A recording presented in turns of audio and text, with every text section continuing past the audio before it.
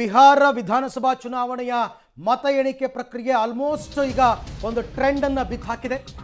ಬಿಹಾರದಲ್ಲಿ ಪ್ರಚಂಡ ಗೆಲುವಿನತ್ತ ಎನ್ಡಿಎ 2010ರ ಚುನಾವಣಾ ಫಲಿತಾಂಶದ ಬಳಿಕ ಮತ್ತೊಮ್ಮೆ ನ ಭೂತೋ ನ ಭವಿಷ್ಯತಿ 190 ಕ್ಷೇತ್ರಗಳಲ್ಲಿ ಮುನ್ನಡೆಯನ್ನು ಸಾಧಿಸಿದ್ದಾರೆ ಎನ್ಡಿಎ ಅಭ್ಯರ್ಥಿಗಳು. ಸಿಂಗಲ್ ಡಿಜಿಟ್ನಲ್ಲೇ ಒದ್ದಾಡ್ತಾ ಇದೆ ಕಾಂಗ್ರೆಸ್. ಅತ್ಯಂತ ಹೀನಾಯವಾದ ಪರಿಸ್ಥಿತಿ. ಜನ್ ಸುರಾಜ್ ಪಾರ್ಟಿ ಅಂತೂ ಶೂನ್ಯ ಸಾಧನೆ. ಬಿಹಾರದ ಪ್ರಚಂಡ ಗೆಲುವಿನಲ್ಲಿ ಎನ್ಡಿಎ ಅದರಲ್ಲೂ ಬಿಜೆಪಿ ಮತ್ತು ಜೆಡಿಯು ಸಮಬಲಕ್ಕೆ ಪೈಪೋಟಿಗೆ ಬಿದ್ದಂತೆ ನಂಬರ್ಗಳಲ್ಲಿ ಮುನ್ನಡೆಯನ್ನು ಕಾಯ್ದುಕೊಳ್ತಾ ಇದ್ದಾರೆ. 85 ಬಿಜೆಪಿ, 76 ಜೆಡಿಯು, ಎಲ್ಜೆಪಿ 22 ಕ್ಷೇತ್ರ. ಅವರು ಸ್ಪರ್ಧೆ ಮಾಡಿದ್ದೆ 26ರಲ್ಲಿ, 22ರಲ್ಲಿ ಎಲ್ಜೆಪಿ ಅವರಿದ್ದಾರೆ. ಅದ್ಭುತವಾದ ಸಾಧನೆ. ಆದರೆ ಒಂದು ಕಡೆ ಆ ರೀತಿ ಇದ್ದರೆ ಮಹಾಗಠಬಂಧನ್ನಲ್ಲಿ ಮಾತ್ರ ತುಂಬ 49 ಕ್ಷೇತ್ರ ಮಾತ್ರ ಅವ್ರದ್ದಿರ್ತಕ್ಕಂಥದ್ದು ಇಲ್ಲಿ ತನಕ ಲೀಡ್. 2010ರ ನಂತರ ಚುನಾವಣಾ ಫಲಿತಾಂಶ ಈ ಮಟ್ಟಿಗೆ ಬಂದಿರತಕ್ಕಂಥದ್ದು. ಎಷ್ಟೋ ಜನ ಬಿಜೆಪಿ ನಾಯಕರು ಹೇಳ್ತಾ ಇದ್ರು, ನಾವೇ ಇದನ್ನು ನಿರೀಕ್ಷೆ ಮಾಡಿರಲಿಲ್ಲ ಈ ಪರಿಪ್ರಮಾಣದ ಗೆಲುವನ್ನು ಅಂತ. ಆದರೆ ಸಿಂಗಲ್ ಡಿಜಿಟ್ನಲ್ಲಿ ಕಾಂಗ್ರೆಸ್ ಒದ್ದಾಡ್ತಾ ಇದೆ. ರಾಹುಲ್ ಗಾಂಧಿ ಅವರ ಪ್ರಚಾರ, ಅವರ ತಂತ್ರ, ಅವರ ಹೋರಾಟ ಯಾವುದೂ ಕೂಡ ಬಿಹಾರದಲ್ಲಿ ಕೈ ಹಿಡಿದಿಲ್ಲ. 2010ರ ಚುನಾವಣಾ ಫಲಿತಾಂಶದ ಬಳಿಕ ಮತ್ತೊಮ್ಮೆ ಪ್ರಚಂಡ ಸಾಧನೆ ಎನ್ಡಿಎದ್ದು. ಈ ಬಾರಿ ಒಕ್ಕೂಟ ಭಾರಿ ವಿಶ್ವಾಸದಲ್ಲಿ ಇದ್ದರು, ನಾವು ಒಳ್ಳೆ ಪರ್ಫಾರ್ಮ್ ಮಾಡ್ತೀವಿ ಅಂತ.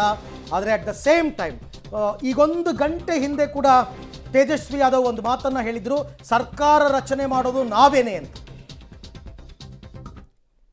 5 ವರ್ಷ ನಂತರ ಏನಾಗ್ತದೆ, ಈಗೇನು ನ್ಯೂನ್ಯತೆ ಆಗಿದೆ, ಯಾಕಿದು ಸಮಸ್ಯೆ ಆಗಿದೆ, ಇವತ್ತೇ ಅದ್ರ ಬಗ್ಗೆ ಚಿಂತನೆ ಮಾಡಬೇಕು, ಚರ್ಚೆ ಮಾಡಬೇಕು.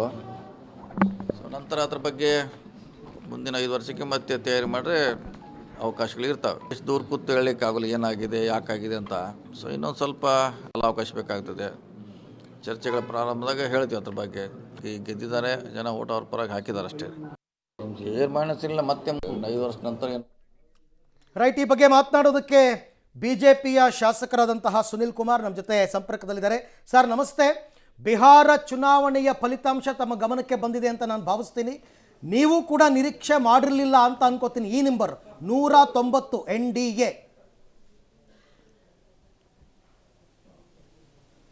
ಅಲ್ಲ, ಸಹಜವಾಗಿ ಈ ಚುನಾವಣೆ ನಮ್ಮೆಲ್ಲರ ಇಡೀ ದೇಶದಲ್ಲಿ ಒಂದು ಒಳ್ಳೆಯ ವಾತಾವರಣವನ್ನು ನಿರ್ಮಾಣ ಮಾಡಿದೆ.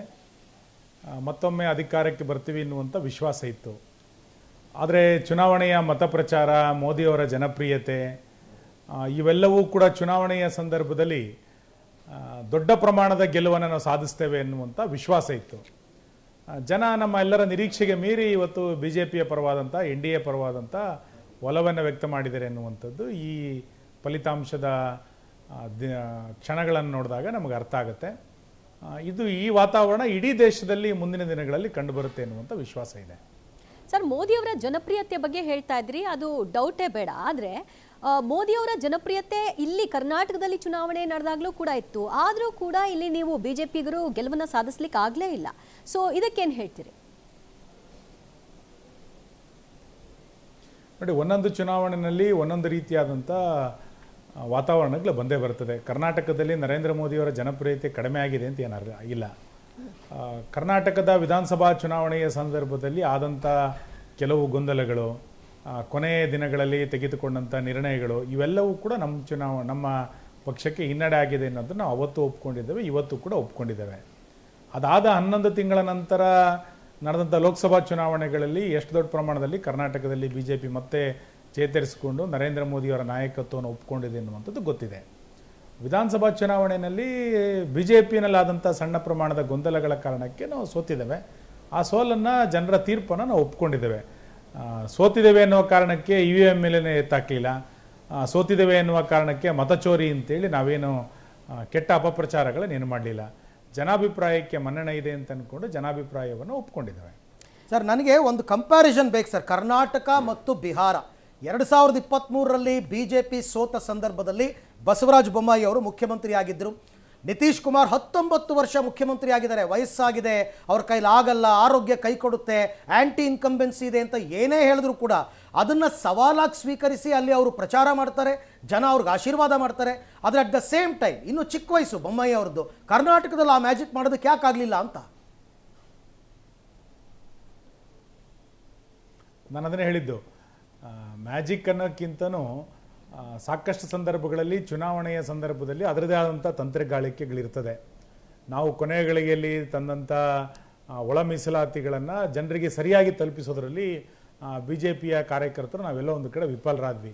ಅದರಿಂದ ಜನರಿಗೆ ಒಳ್ಳೆಯದೇ ಅಂತಲೇ ಇತ್ತು, ಆದರೆ ಅದನ್ನು ಜನರಿಗೆ ತಿಳಿಸೋದ್ರಲ್ಲಿ ನಾವೆಲ್ಲ ಒಂದು ಕಡೆ ವಿಫಲ ಆಗಿದ್ದ ಕಾರಣಕ್ಕೆ ಎಲ್ಲ ಸಮುದಾಯಗಳ ವಿರೋಧವನ್ನು ಕಟ್ಕೊಳ್ಬೇಕಾದಂಥ ಅನಿವಾರ್ಯತೆಗಳು ಬಂತು ಅಂತ ನಾನು ಅಂದ್ಕೊಳ್ತೇನೆ. ಮತ್ತು ಟಿಕೆಟ್ ಹಂಚಿಕೆಯಲ್ಲೂ ಕೂಡ ಸಣ್ಣ ಪುಟ್ಟದ ಗೊಂದಲಗಳು ಕರ್ನಾಟಕದ ಮಟ್ಟಿಗೆ ಅವತ್ತಿನ ದಿನಗಳಲ್ಲಿ ಆಗಿತ್ತು. ಈ ಕಾರಣಕ್ಕೆ ಹಿನ್ನಡೆ ಆಗಿದೆ ಅಂತೇಳಿ ನಾವು ಚುನಾವಣೆಯ ನಂತರ ನಡೆದಂಥ ವಿಶ್ಲೇಷಣೆಯ ಸಂದರ್ಭದಲ್ಲಿ ನಾವು ಕಂಡುಕೊಂಡಂಥ ಸತ್ಯ. ಚುನಾವಣೆ ಮುಗಿದ ನಂತರ ಪ್ರತಿ ಚುನಾವಣೆಯ ಮುಗಿದ ನಂತರ ವಿಶ್ಲೇಷಣೆಗಳು ನಡೆಯುತ್ತೆ. ಆ ಸಂದರ್ಭದಲ್ಲಿ ಆ ವಿಶ್ಲೇಷಣೆಯಲ್ಲಿ ಎಲ್ಲರ ಅಭಿಪ್ರಾಯವೂ ಕೂಡ ಅದೇ ಇತ್ತು. ಅದನ್ನು ಆಧಾರವಾಗಿಟ್ಟುಕೊಂಡು ಮುಂದಿನ ಪಕ್ಷದ ಸಂಘಟನೆ ಹೇಗೆ ಮಾಡಬೇಕು ಅನ್ನೋದನ್ನು ನಾವು ಮುಂದುವರಿಸ್ತಾ ಇದ್ದೇವೆ. ಸೋತಿದ್ದೀವಿ ಎನ್ನುವ ಕಾರಣಕ್ಕೆ ಮನೆಯಲ್ಲೇನು ಕೂತ್ಕೊಂಡಿಲ್ಲ.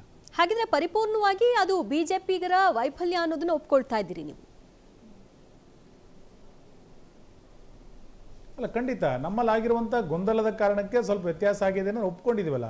ನಾವೇನು ಚುನಾವಣೆಯಲ್ಲಿ ಸೋತಿದ್ದೀವಿ ಅನ್ನೋ ಕಾರಣಕ್ಕೆ ಇವಿಎಂ ಮೇಲೆ ನೆತ್ತಾಕಿಲ್ಲಲ್ಲ. ಕಾಂಗ್ರೆಸ್ಸಿಗರು ಚುನಾವಣೆಯಲ್ಲಿ ಸೋತಾಗ ಯಾವ ರೀತಿ ಪ್ರಜಾಪ್ರಭುತ್ವದ ವ್ಯವಸ್ಥೆಯನ್ನು ಬುಡಮೇಳ ಮಾಡುವ ರೀತಿಯಲ್ಲಿ ಚುನಾವಣಾ ಆಯೋಗನೇ ಸರಿ ಇಲ್ಲ, EVM ಮಿಷನ್ ಸರಿ ಇರಲಿಲ್ಲ, ಮತಪಟ್ಟಿ ಸರಿ ಇರಲಿಲ್ಲ, ಇನ್ನು ಮುಂದಿನ ಚುನಾವಣೆಯಲ್ಲಿ ಮತ್ತೊಂದು ಸರಿ ಸೋತ್ರೆ ಮತದಾರರೇ ಸರಿ ಇಲ್ಲ ಅಂತೇಳಿ ರಾಹುಲ್ ಗಾಂಧಿ ಅವರು ಹೇಳ್ತಾರೆ. ಈಗ ಆರಂಭದಲ್ಲಿ ಚುನಾವಣಾ ಆಯೋಗ ಸರಿ ಇರಲಿಲ್ಲ, ಅದಾದ ನಂತರ EVM ಮಿಷನ್ ಸರಿ ಇರಲಿಲ್ಲ, ಈಗ ಮತದಾರರ ಪಟ್ಟಿ ಸರಿ ಇಲ್ಲ ಅಂತ ಹೇಳ್ತಾ ಇದ್ರು. ಈಗ ಹೀನಾಯ ಸೋತು ಸಿಂಗಲ್ ಡಿಜಿಟಿಗೆ ಕಾಂಗ್ರೆಸ್ ಬಂದ ನಂತರ ಮತದಾರರೇ ಸರಿ ಇಲ್ಲ ಅಂತ ಮುಂದಿನ ದಿನಗಳಲ್ಲಿ ಹೇಳ್ತಾರೆ. ಅದನ್ನು ಕಾದು ನೋಡಿ ನೀವು. Sir, okay. Sunil Kumar sir, ನಿಮ್ಮ ಜೊತೆನಲ್ಲಿ ಒಂದು ಇಂಪಾರ್ಟೆಂಟ್ ವಿಚಾರ ಮಾತಾಡ್ಬೇಕು ನಾನು. ಸೋತಾಗ ಮಾತ್ರ ಅದು ಸ್ಥಳೀಯ ನಾಯಕತ್ವ, ಗೆದ್ದಾಗ ಮೋದಿಯ ಜನಪ್ರಿಯತೆ ಅಂತ ವ್ಯಾಖ್ಯಾನ ಮಾಡ್ತಕ್ಕಂಥ ವಿಚಾರಕ್ಕೆ ಸಂಬಂಧಪಟ್ಟಂತೆ ನಿಮ್ಮ ಜೊತೆ ನಾನು ಮಾತನಾಡ್ತೀನಿ. ದಯವಿಟ್ಟು ನಮ್ಮ ಜೊತೆ ಹಾಗೆ ಸಂಪರ್ಕದಲ್ಲಿರಿ.